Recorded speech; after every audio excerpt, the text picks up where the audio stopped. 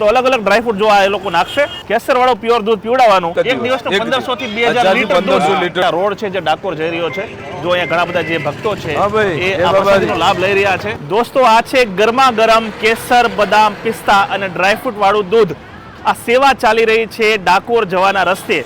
દોસ્તો મારું નામ છે પરેશ ચૌહાણ અને આજે આપણે ઊભા છીએ અમદાવાદથી ડાકોર જવાના રસ્તે ફાગણી પૂનમના મેળાની તૈયારીઓ શરૂ થઈ ગઈ છે અને ઘણા બધા ભક્તો તમે જોઈ રહ્યા છો મારી પાછળ પગપાળા ચાલીને જઈ રહ્યા છે ડાકોર અહીંયાથી 65 થી 70 કિલોમીટર થાય છે અને આખા રસ્તા દરમિયાન આવા અલગ અલગ સેવા કેમ્પો ધમધમતા હોય છે એક સેવા કેમ્પ આપણે આવી ગયા છે જેનું નામ છે આ વિહત ગ્રુપનું સેવા કેમ્પ છે કે જ્યાં ડ્રાયફ્રૂટ વાળું અલગ અલગ કેસર બદામ વગેરે વાળું દૂધ જે છે તે ભાવિકો ભક્તોને પદયાત્રીઓને વિના મૂલ્યે આખો દિવસ 24 કલાક સુધી જે છે આ સેવા ચાલતી હોય છે અને આપણી સાથે છે આ એક ગ્રુપ જે છે જેઓ સેવા કરી રહ્યા છે તેમના કેટલાક સભ્યો તમારી સેવા છે લગભગ કેટલા વર્ષથી ચાલે છે અમારે લગભગ 15-20 વર્ષથી 15-20 વર્ષથી આ જગ્યાએ છે ને ના જગ્યા જસોદા હતી પણ હવે જગ્યા ચેન્જ કરી અને તમારું જે ગ્રુપ છે એમાં કેટલા લોકો છે લગભગ 150 છોકરા હશે બધા સેવા આપે છે લગભગ જસોદા નગર રબારી વસાવાદના માલધારી બધા અને દર વખતે આપણે આ દૂધ વાળું જે છે એ જ સેવા હોય છે ને દૂધ કેસર બદામ પિસ્તા વાળું ગરમ દૂધ કેટલા દિવસ સુધી હોય છે લગભગ 3 દિવસ અમારો 3 દિવસ સુધી 3 દિવસ તેમાં આમ તો ખર્ચો પણ ઘણો બધો થાય બરાબર ને જે આપનારા બધા દાનીઓ પણ એવા છે કે દર વખતે દૂધ મળી જાય ડ્રાયફ્રૂટ મળી જાય તો આમ એક અંદાજ આપણે કરીએ તો કેટલા લોકો તમારી સેવાનો લાભ લેતા હશે ઘણા લગભગ ડાકોર જતા પગપાળી જેટલા લાખો પબ્લિક છે બધી અમારું દૂધ પીને અને 24 કલાક ચાલે રાતે આવે તો પણ એને મળી જાય અને દિવસે બપોર આવે તો મળી જાય બરાબર ને સવાર વહેલા ચાનો પ્રોગ્રામ હોય છે સવાર ચા પીએ અને આપણે જો અલગ અલગ તમે ડ્રાયફ્રૂટ વાળું બનાવો છો તો દૂધ 3-4 દિવસમાં કેટલું યુઝ થતું હશે કોઈ આંકડો ખરો રોજનું કોઈ નક્કી નહીં એમાં એક આંકડો આપણે 1500 લીટર જાય અને 2000 લીટર અચ્છા ટોટલ એક પબ્લિક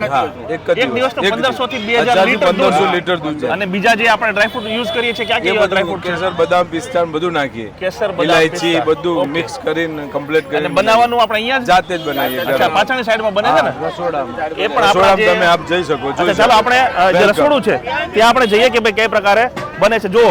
અહીંયા અલગ અલગ બે પાત્રો છે કે એક અહીંયા છે અને એક પેલી બાજુ છે એના માધ્યમથી લોકોને જે લોકો અહીંયા નીકળતા હોય છે આ રોડ છે જે ડાકોર જઈ રહ્યો છે જો અહીંયા ઘણા બધા જે ભક્તો છે એ આ પ્રસાદીનો લાભ લઈ રહ્યા છે અને હવે આપણે જઈશું જે દૂધ જ્યાં બને છે ત્યાં ચાલો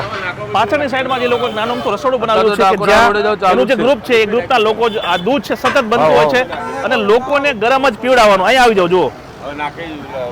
જો અલગ અલગ વસ્તુ આમાં નાખવાનું ચાલુ છે સતત હલાવશે જેના કારણે આખું ઘટ બની જશે આ શું છે આમાં